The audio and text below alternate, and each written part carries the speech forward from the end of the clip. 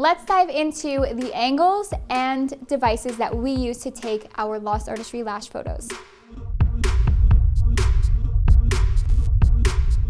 So at Lost Artistry, we do have to take really high quality photos, particularly for our banners or our website in general. So we do need pretty professional cameras. And particularly when we're working on taking lash photos, we do work a lot with a Sony camera and a macro lens. We do have a video on this on YouTube if you want to actually dive into our equipment that we use, but that's not what this video is about.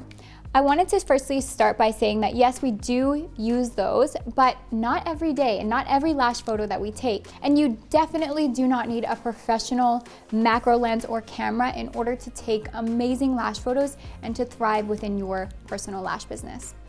So, throwing it out the window. Just kidding, it's a baby, it's so special. Today, I'm actually focusing on taking lash photos with my cell phone. So I'm using just a standard iPhone, but these angles and positions can definitely work for any smartphone.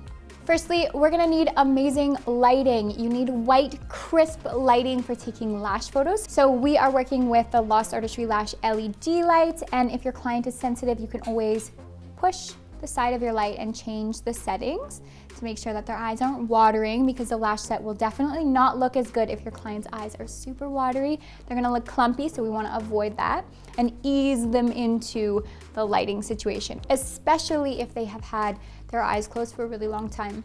Next, you wanna just take our spoolie and brush our lashes into place. That can make a big difference. When it comes to taking photos, angles are key. So you can take a million lash photos, and what's crazy is the lash set will look completely different from every single angle. So don't feel embarrassed or ashamed to repost the same lash set on different angles as many times as you want. More photos, definitely better. To start, I like to use the grid feature when taking lash photos, and something that not a lot of people know is if you click on your iPhone, a little sun will come up. You can change how light or dark the photo is by changing that setting. So you just slide up and down.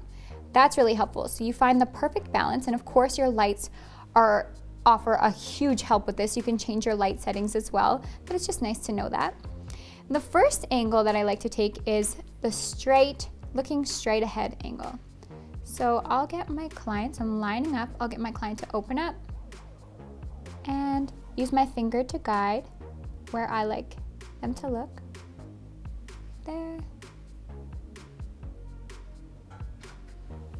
And the next angle I like to get is just by turning my phone sideways. We're still doing the full face.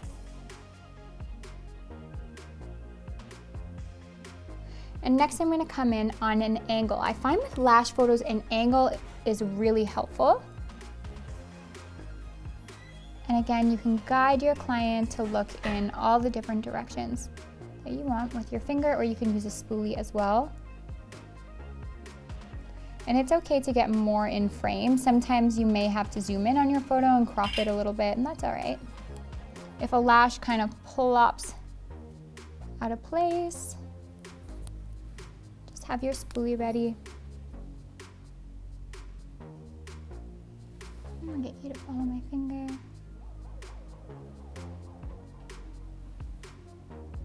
Same with the other eye. I'm gonna come in for the one eye angle and follow my finger.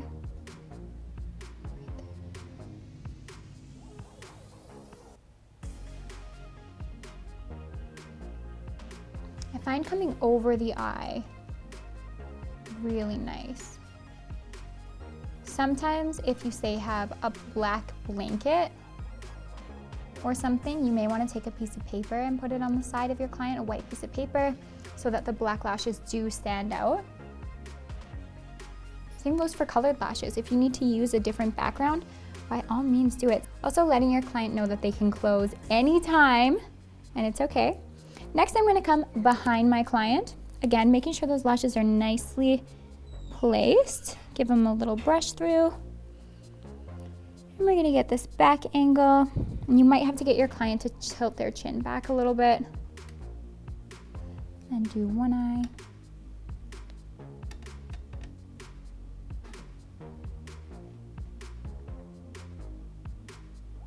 So I've done the right side of my client. Now I'm gonna go to the left side and I'm gonna repeat that. And I'm gonna do this with video as well. You can open up there.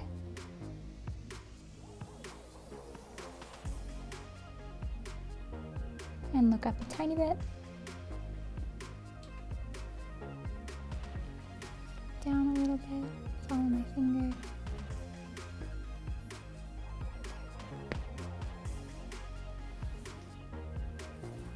Follow my finger again. Down a bit.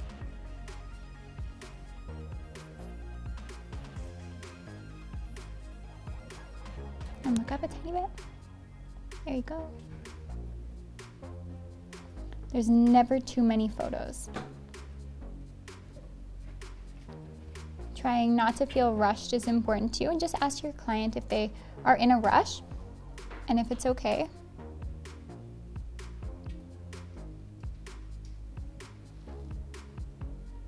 And I find that when I just subtly change my angle, it makes a world of difference. So try coming down a little bit, try coming up a little bit from an angle over the nose, and just switching your angle subtly, and just like you could even go crazy and just go 1, 2, 3, 4, 5 and just see how it works out, and you'll find the angles that work for you. So I like to repeat that again for videos, and I will have them close and open. That is definitely another video, as well as editing. Editing is a huge part of taking lash photos. So we edit the skin to make sure that there's no red dots or anything taking attention away from the lash set, and that is super helpful. So that about sums it up for this lash video, but what I really wanna know is what your biggest struggle is when you take lash photos. Comment below. We all have our struggles when lashing. And comment, subscribe, and ring the bell.